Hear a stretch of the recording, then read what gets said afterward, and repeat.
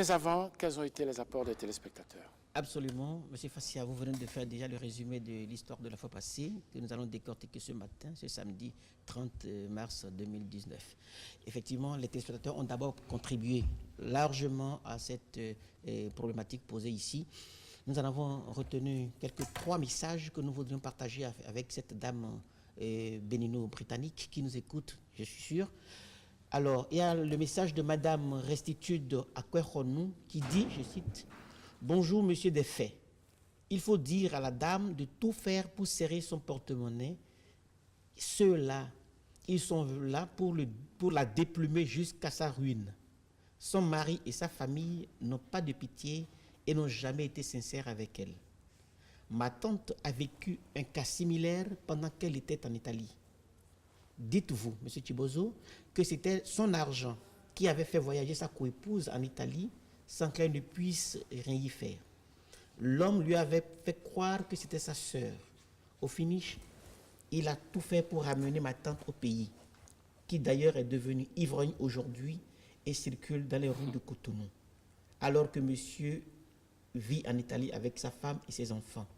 Elle n'a qu'à le dénoncer au pire des cas à la police et le virer pendant qu'il est encore temps. » Il y a un autre message de monsieur Didier Guédou qui dit « Je voudrais dire à cette dame qu'elle a recruté un escroc chez elle, et cet escroc qui n'hésitera pas une seule seconde à la tuer si elle n'y prend garde.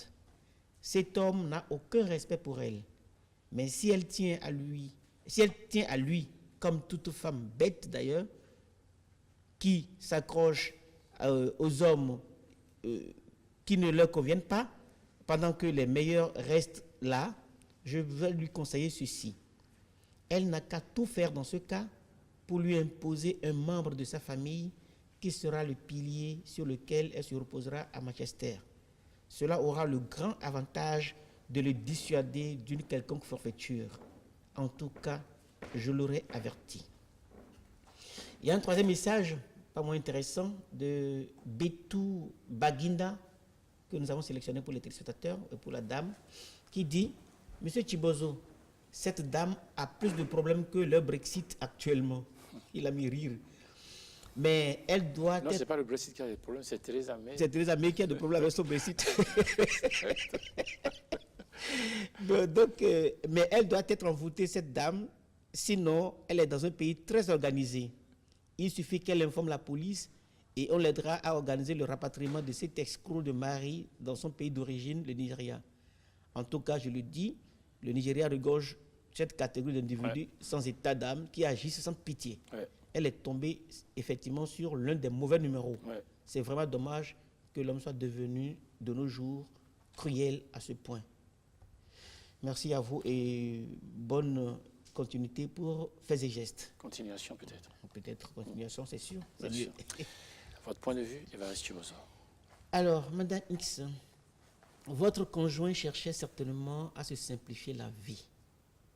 Et chanceux qu'il soit, il tomba sur l'une des plus généreuses femmes comme vous. Quoi de plus normal d'en profiter au maximum? Vous risquez même de devenir, si vous n'y prenez garde, sa complice involontaire et de vous rendre peu après ou peu à peu la vie de plus en plus impossible et difficile. Vos désirs de changement à l'égard de votre conjoint suite à son abus matériel ne révèlent-ils pas une incapacité à vous remettre en cause vous-même? Je pense que oui. Quand un couple va mal, il est plus facile de croire que c'est la faute de l'autre. On focalise alors sur un point précis, et c'est ce que vous faites.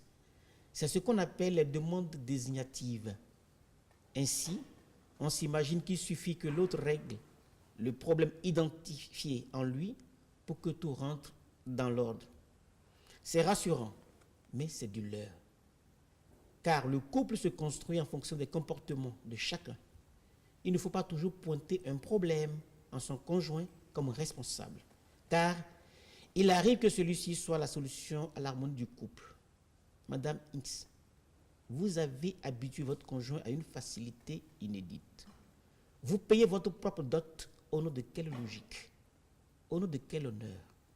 Ce monsieur ne pourra plus jamais vous respecter, car vous lui avez montré que vous ne valez pas grand-chose de votre dignité et que votre valeur est fondée uniquement sur l'espèce sonnante et trébuchante que vous avez.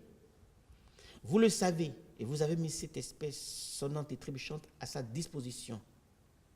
Le savez-vous, Madame X? Il est compliqué de changer les habitudes les plus difficiles chez son conjoint, surtout lorsque ce dernier vient avec toute sa ruse. C'est une question d'enjeu.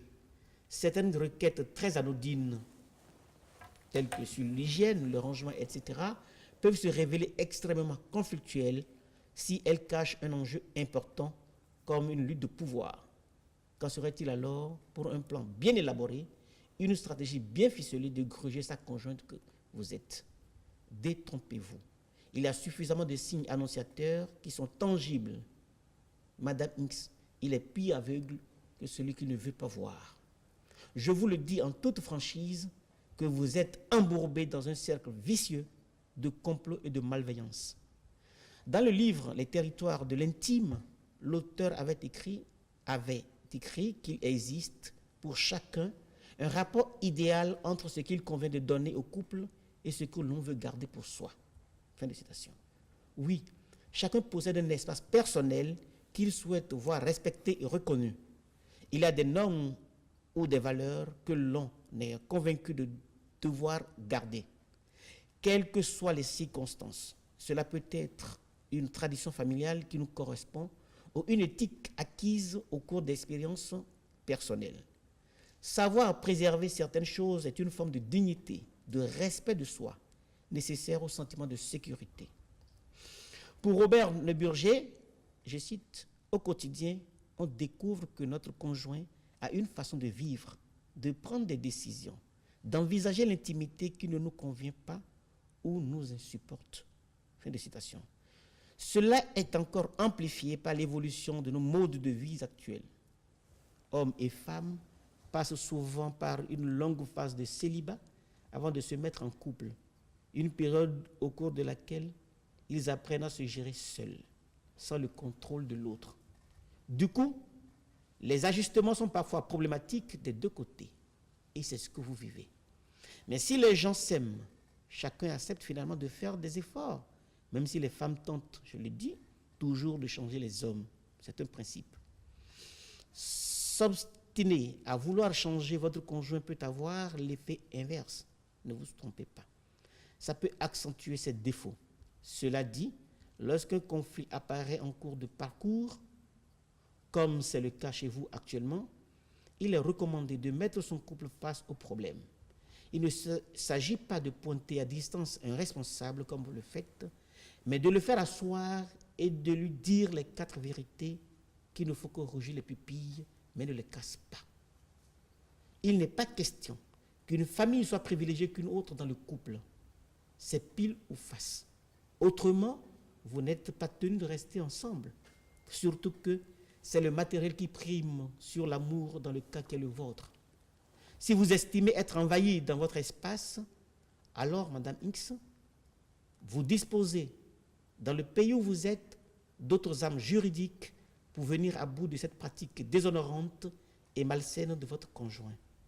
Sans un effort de réciprocité dans la sincérité, aucune évolution de vie conjugale n'est envisageable.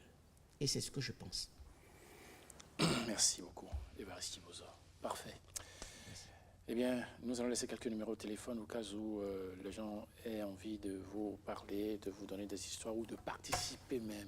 Absolument. Nous avons deux contacts. Il y a d'abord notre adresse électronique faitsetgeste12@yahoo.fr par lequel les gens peuvent nous envoyer leurs histoires ou leurs contributions ou carrément nous écrire sur notre numéro de téléphone le 95 06 78 71, le 95 06 78 71. Bien entendu, avec l'indicatif, pour ceux qui ne sont pas au pays, le 00229.